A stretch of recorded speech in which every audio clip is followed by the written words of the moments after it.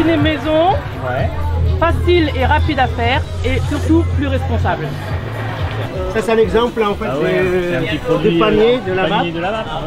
Comme là-bas on a un poulailler, on a des ruches de Clichy-sous-Bois. Hein. C'est la récolte de cette année. Je m'occupe de ruchers de Clichy-sous-Bois, je suis leur apiculteur.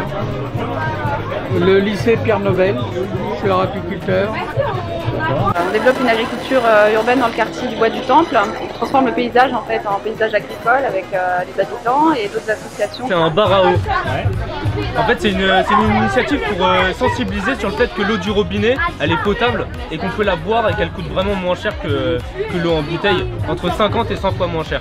C'est important que les habitants du territoire s'emparent des problématiques d'environnement, de propreté, mais pas de manière punitive, de manière festive. Et je pense qu'aujourd'hui, tout au long de cette semaine, on a fait la preuve qu'on pouvait parler d'environnement. Non, on fait du recyclage. On récupère les bâches qui annoncent les événements sur les villes. Et donc du coup, on les transforme. On fait des petites pochettes, on en fait des chemises, on en a des plus petites pour les petites cartes. Alors ici, on fait de la récupération et du détournement d'objets. On récupère des petits pots, des canettes et on fabrique ça en pot de fleurs, en porte-téléphone, en petite jardinière, plein de trucs. On pose de la glisse et là aujourd'hui on est sur une éco-balade. Ça veut dire qu'on ramasse les déchets, on sensibilise les jeunes au recyclage et à la préservation de leur quartier, tout simplement. Sur l'activité d'escalade, donc sur de la grimpe, dans l'idée on les sensibilise aussi à l'environnement. On a ici 4 phases et 4 possibilités de tri en fait. Donc c'est pour ça que l'idée c'est d'avoir les poubelles en bas, on lui accroche une bouteille, le but c'est d'aller grimper, descendre la poubelle dans la gouttière. Donc un petit challenge en même temps et en même temps une sensibilisation à l'environnement.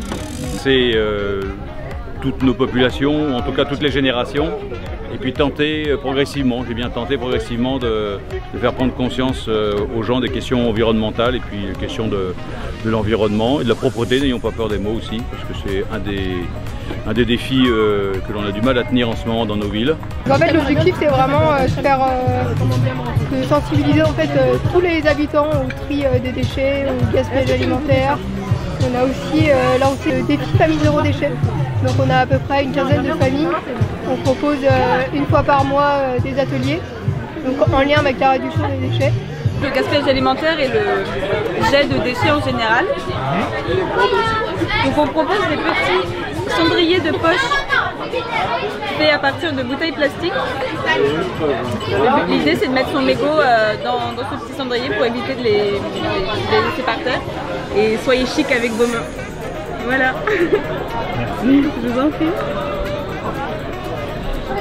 Ils ont créé des tote bags à partir de tissus recyclés, des vêtements qui sont plus portables parce qu'ils ont une tache, un trou, voilà. Elle est claire, on est d'accord. Quand je mets du vinaigre dedans, ça révèle un polluant qui était à l'intérieur. Et dans notre cas là, c'est de l'encre. D'accord ? On collecte des baskets usagées qu'on va reconditionner. Avec ces baskets reconditionnées, en fait, on fait 3 choses. On est solidaire, on redistribue aux gens dans le besoin. On est aussi social. Avec une partie des baskets qu'on revend, on crée des emplois en insertion. Et on est écolo, du coup on intervient dans les lycées et les collèges pour sensibiliser, informer les jeunes au parcours du textile et des enjeux écologiques qui suivent. Voilà ce qu'on fait. But mankind won't be destroyed. The fact that you and I are working here